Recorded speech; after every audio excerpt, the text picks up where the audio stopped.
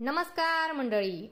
Star प्रवाहावरील लग्नानंतर होईलच प्रेम या मालिकेचा 15 जून रोजीचा प्रोमो नुकताच आपल्या समोर आला आहे आणि ह्या प्रोमोमध्ये आपल्याला असं बघायला मिळणार आहे की वसू आत्या ही रागारागाने मानिनीला म्हणते की पहिली वटपौर्णिमा आहे या काव्याची, ही एक वेळ सगळे धागे तोडेल पण बांधायची नाही.